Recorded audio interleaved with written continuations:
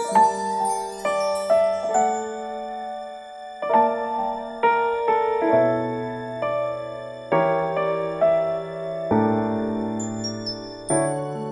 warning you, last chance mo to, ididemanda kita. At hindi mo na makikita pa si Lara.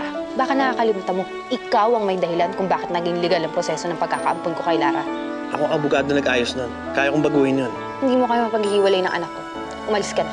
Lara, tara na. Basta tayo. Tara na. Umalis ka na. Basta. Uy! Ano? Tama na yan! Buti na lang talaga pinili ni ate yung tamang proseso sa pagbuha kay Lara, no? Naku, pasalamat talaga tayo. Kung nagkataon, lagot tayong lahat. Bakit hindi niyo po sinabi sa akin na tatay ko pala si Ninong Leandro? Maguguluhan ka lang. Bata ka pa kasi. Hindi mo pa maiintindihan ng pagkakamali ng mga matatanda. Ayoko na po ng gulong. Matatapos po ang gulong to kung ibigay niyo na lang ako sa kanila. Huwag kang nagsasalita ng ganun. Hindi kita ibibigay sa kanila. Hindi ko kaya. Janet, kailangan natin mag-usap. Tayo ni Ophelia. Nakapag-demanda na ako sa kanya. Ako nga rin eh. Malapit na ako magdemanda eh. Pero kailangan muna manal natin ang adoption ni Ophelia para mapanalo natin ang bata. May witness ako. Ako rin meron. Pero kailangan magtulungan tayo para manalo tayo sa kaso. Natatakot ako para sa'yo. Mayaman sila, pamilya ng abogado. Paano ka makakalaban? Sabi naman ho sa akin ni Andrew, tutulungan niya daw po ako eh. Tapos, ano kapalit? Wala po akong hinihiling na kapalit. Ophelia, mahal kita. Wala ka dapat ikatakot. Kahit ilang pa kumalaban sa'yo, nandito lang ako. Kapag nakakuha kayo ng syempo, bawiin niyo na yung anak ko. Anong gagawin namin sa babae? Kayo nang bahala.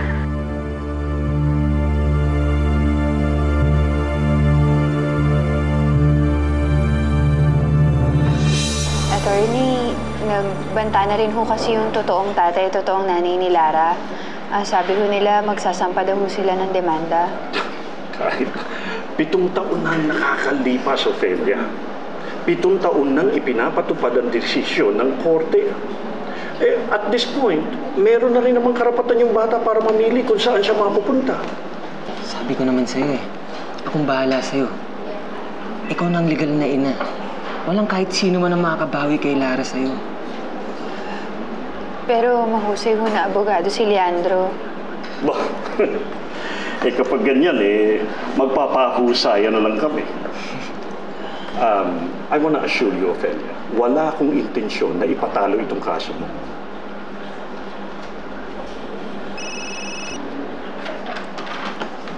Si Leandro.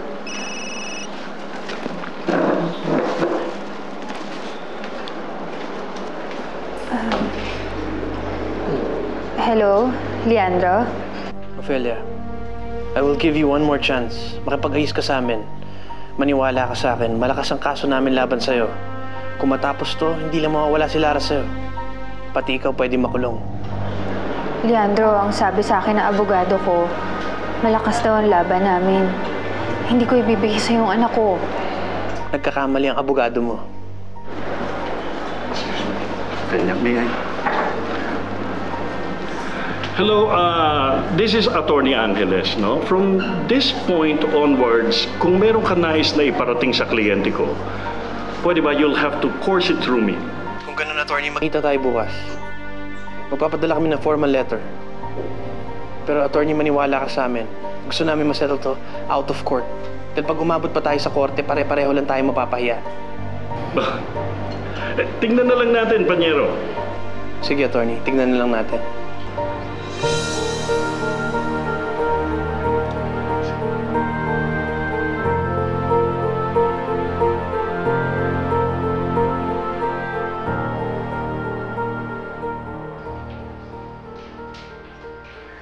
Ano yun? Sino yung mga yun? Mga killer ba yun? Siguro. Ewan ko. Basta mga kakilala ni Genki. Pwede mong ipagawa kahit ano. Akala ko ba magtutulungan kayo ni Leandro? Kukunin niyo si Lara sa tamang paraan. Alam mo ko, naniniguro lang. Mas mabuti na rin yung may plan B. Ipapadukot mo si Lara? Paano kung mapatay si Ophelia? Alam mo, sana naman hindi umabot sa ganun, di ba? Pero, kung sakali, bakit hindi? Nanay ako at gagawin ko lahat para kay Lara. I'm sure si Ophelia rin gagawin niya lahat para kay Lara. To think na hindi niya anak si Lara, ha? Hindi ka ba natatakot? Sila ang matakot sa akin. Naisip ko lang, bakit gusto makipagkita ni Leandro? Well, mukhang gustong makipag-out-of-court settlement. Palagay ko niya, nahalata na nila na mahina ang kaso nila. Kaya gusto makipag-usap. Unang-una, they probably realize na kailangan baliktarin nila ang desisyon ng korte na 7 taon nang ipinapatupad. And then secondly, kailangan niya pang patunayan ang kanyang biological paternity. I'm telling you guys, dadaan sa butas ng karayom yung mga yan bago nila makuha ang bata. Sabi ko sa'yo, Ophelia eh. Wala kang dapat ikatakot. Makakahinga lang ho ako ng maluwag kapag naghatol na ho ang korte na sa akin mapupunta si Lara. Naghatol na ang korte. 7 years ago, nung ini-award sa iyo si Lara. Come on, Ophelia. Kung hindi naman makakakita ang korte ng dahilan para bawiin nila ang kanilang desisyon, wala kang dapat ikatakot. Ikaw pa rin ang ina ni Lara.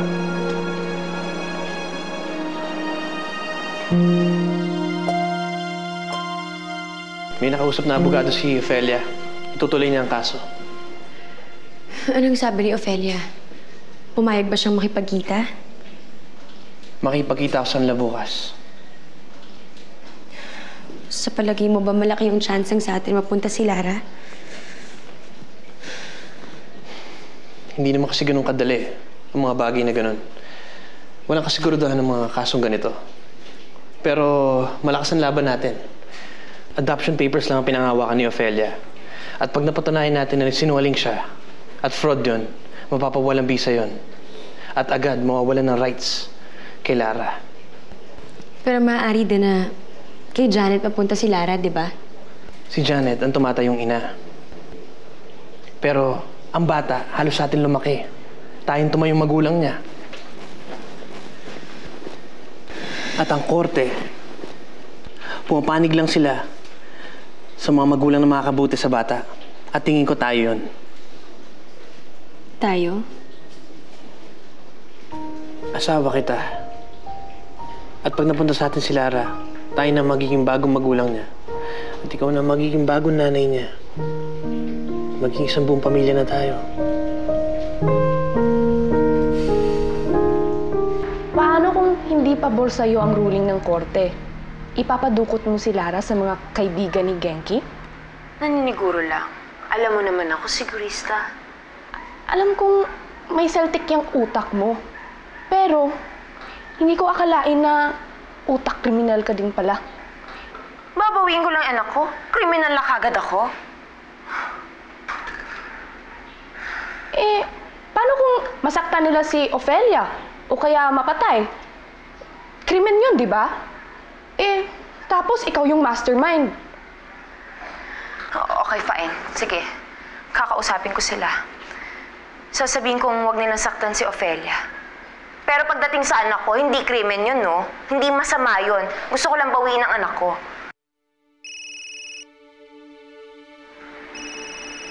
Oh, speaking of the devils. Hello. Nakita na namin siya. Anong gusto mong gawin namin?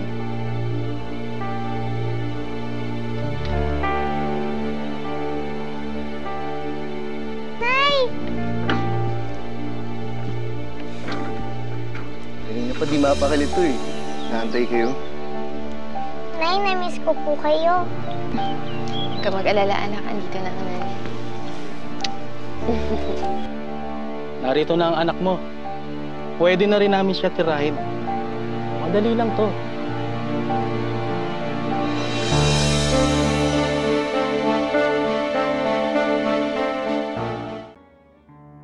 Tirahin? Anong tirahin? Wala kayong titirahin!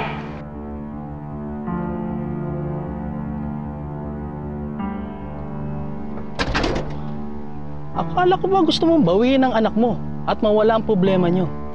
Oo, pero pang-backup plan lang kayo kapag no choice na. Sa ngayon, magmanman lang kayo. Nababato na kami. Gusto na namin tapusin ito ngayon. Hindi kayo kikilos hanggat wala akong sinasabi.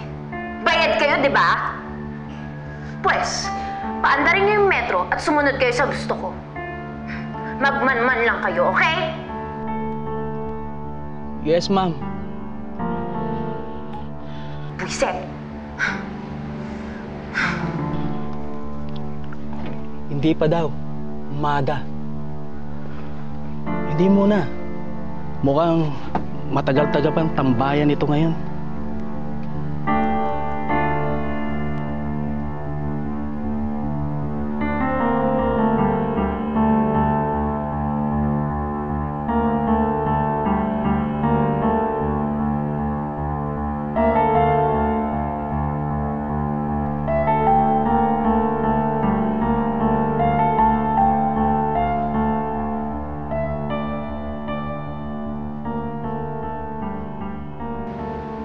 Grabe yung mga yun. Nakaka-stress ha. Na-high blood ako.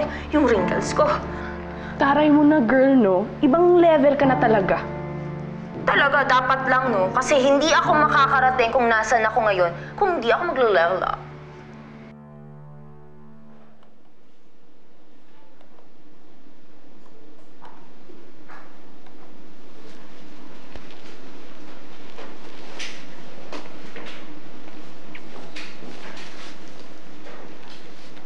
Ang sabi mo dati, ayaw mo nang maging abogado. Dati yun. Pero, nagbago na yan eh. Oo nga. Marami na kasing nagbago ngayon eh. Ibang-iba na ang lahat. Bessie, are you okay? Hindi ko lang kasi mapigilang isipin kung paano nang nag-ibang lahat ng sitwasyon natin ngayon. Ibang-iba na dun sa buhay na pinangarap ko.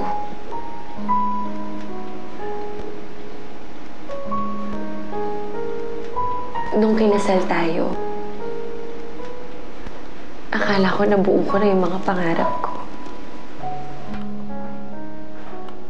Namana mo yung farm. Tapos nakapagpatayo ako ng restaurant.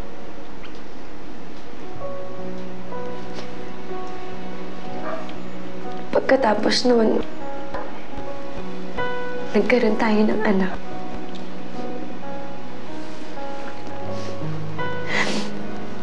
Sobrang perfect na nga lahat eh. Wala na akong mahihiling pa.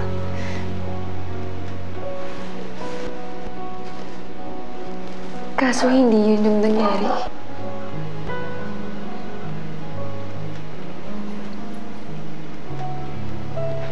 Namatayan ako ng anak. Tapos na-discover mo na meron ka palang anak sa iba. Bessie.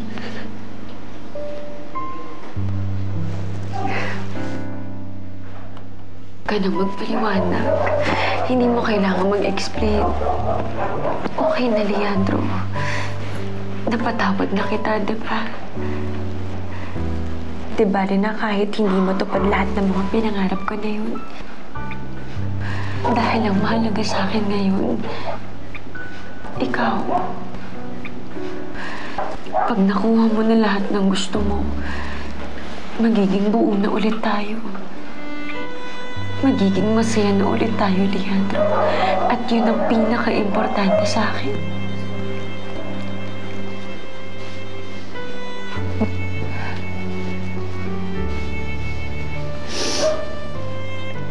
Mahal na mahal kita, Leandro. At kinaya kong tanggapin ang lahat ng pagkakamali mo noon. Kaya ko rin tanggapin ang anak mo. Sigurado ako doon. I love you, Bessie.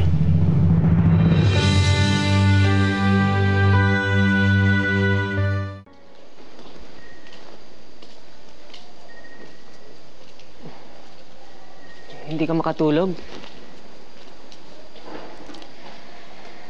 Iniisip ko kasi yung mangyayari bukas eh. Usap-usap lang yun. Hindi pa naman yun yung mismong hearing eh. Ewan ko ba, kinakabahan lang siguro ako. Alam mo kasi, Andrew, buong buhay ko, lagi lang naman akong lumalayo kapag may problema ako eh. Nagpaparaya, pero hindi lumalaban. Pero ngayon lalaban na ako. Dapat noon mo pa pinaglalaban ng karapatan mo. Ako kasi natutunan ko, pag gusto mo ang isang bagay, dapat pinaglalaban mo. Kung hindi, mawawala yun sa'yo. Bukas ang simula ng mahabang laban ko para kay Lara. Kinakabahan ako, oo. Pero hindi ako natatakot. Kung ano man ang mangyari, isa lang masisigurado ko sa'yo. Nandito lang ako para sa'yo.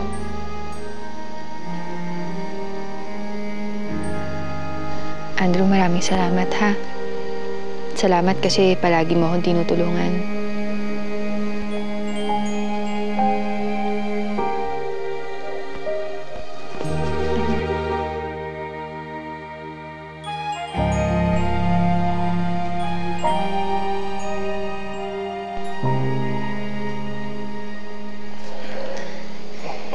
Bakit? Sorry hindi ko pa kasi talaga kaya. Andrew, pasensya ka na, masyado pa kasing magulo yung sitwasyon eh. Pero Ophelia. Sorry. Sige. Naiintindihan ko naman eh. Subukan mo na magpahinga. Kailangan mo pa yun para bukas.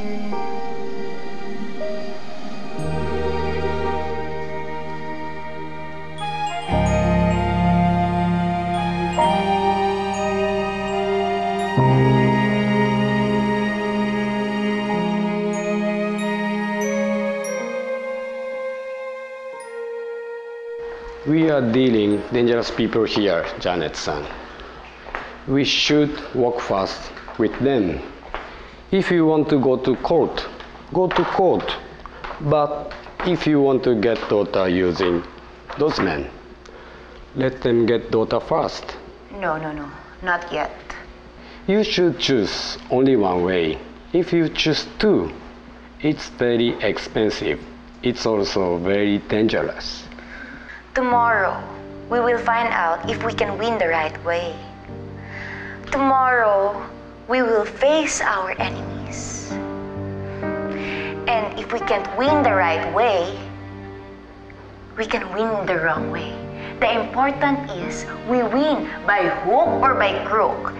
And if we win, you know the prize? Of course, we get a daughter, a family. Yes, our daughter. That is our prize. My daughter, my family.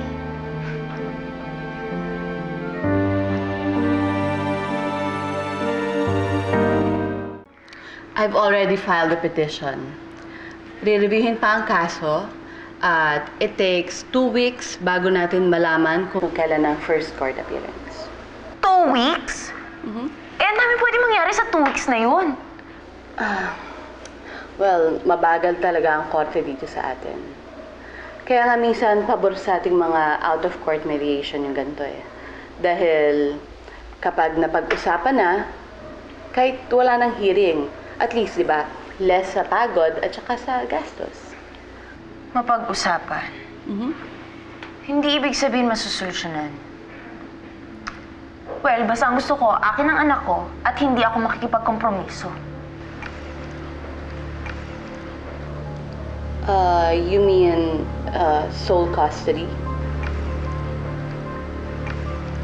Mukhang mahirap yata yan Kasi 3 kayong nag-aagawan sa bata. Kevs ko. Basta yun ang gagawin mo, yun ang gusto ko. Then, I'll do my best. Be sure to check your temper, Leandro. Alam ko na may galit ka kay Ophelia at sa tunay na ina ni Lara. Pero kailangan mong isang tabi ito. Tandaan mo para kay Lara ang pag-uusap na ito. not a venue to settle scores. Alam ko, Dad. Alam ko na kapag umabot to sa custody battle, mahirapan lang ang bata. Kaya gusto ko sana maayos to ngayon para hindi na siya mahirapan. Leandro, are you saying na handa kang makipag-ayos kay Ophelia pati na rin kay Janet? Yes, ganun nga. Mas mainam na paghatian na lang ang bata kaysa paglabanan.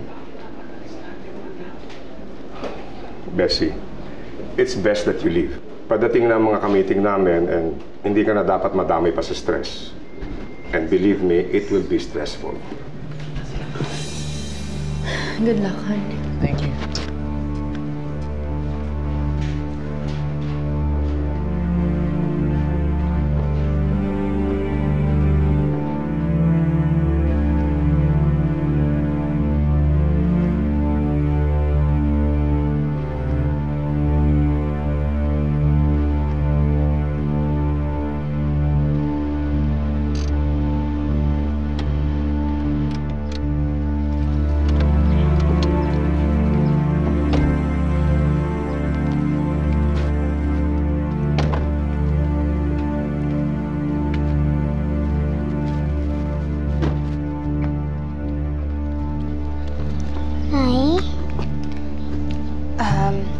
Anak, sa Tito Ronald mo na muna ikaw ha. Sandali lang ang nanay.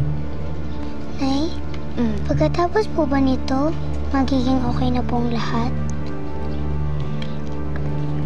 Anak, nagsisimula pa lang tayo. Huwag ka mag-alala. Konting tiis na lang, anak ha. Matatapos din tong gulo na to. Ronald. Halika na. Oo. Andrew, hinihintay na nila tayo, partner. O ano, Ophelia? Handa ka na ba? Huwag kang mag-alala. Akong bahala sa'yo. Basta just make sure to leave the talking to me. Pasisiklaban natin itong mga to. Let's go. Good morning. Hello. Attorney Sherwin Angeles. Yes, I'm Attorney Ramon Alcuba. Hello.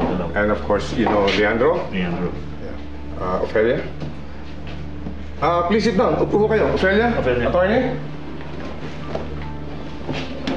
Salamat po.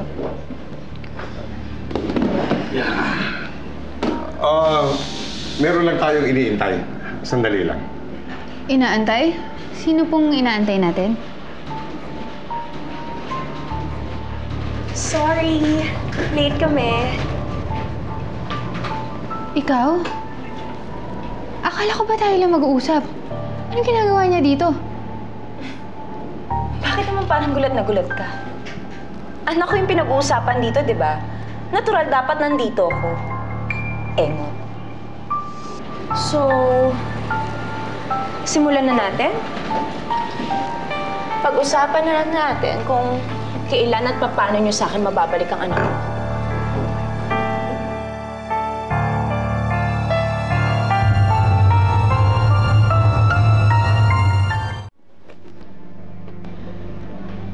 Parang pamilyar yung coaching yun, no?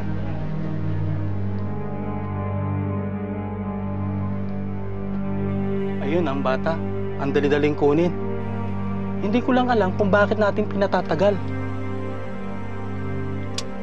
Pag nainis ako, dadamputin ko yan.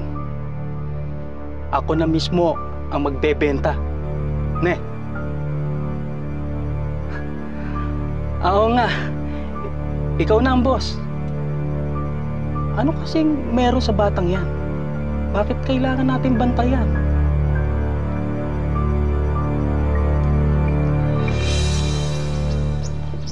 Si Ninang yan ah! Ninang! Lara!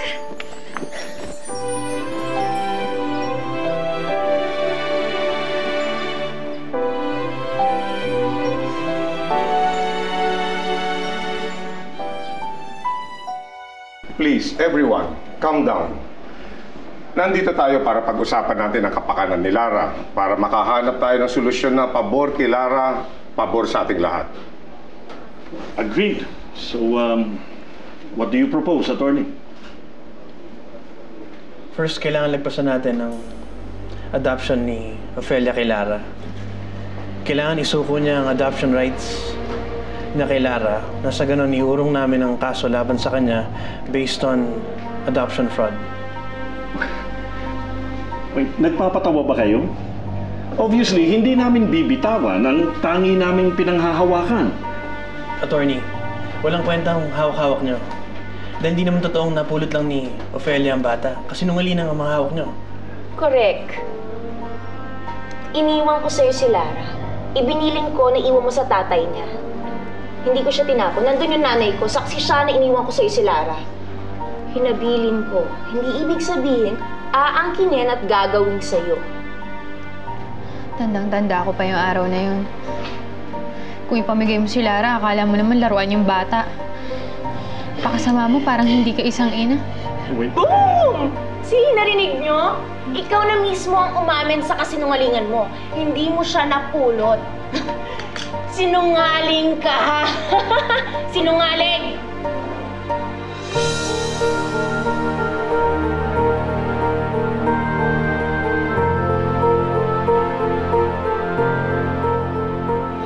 Ang dami ko po mga tanong na hindi ko masagot. Hindi ko po maintindihan kung paano ko naging tatay si Ninong. Hindi ko rin po maintindihan kung bakit ako pinamigay. Naguguluhan rin po ako kung bakit lagi nakikipag-away si Inay para sa akin. Kapag ka pumayag ho ako, naibigay yung karapatan ko kay Lara, mapapadali ho ang buhay ni Janet. Makukuha niya anak ko. Kapag pinagpatuloy mo ang claim mo, bubulat natin ng korte ang lahat. At kapag may nalaman silang anomalya, makakasamahin sa inyo.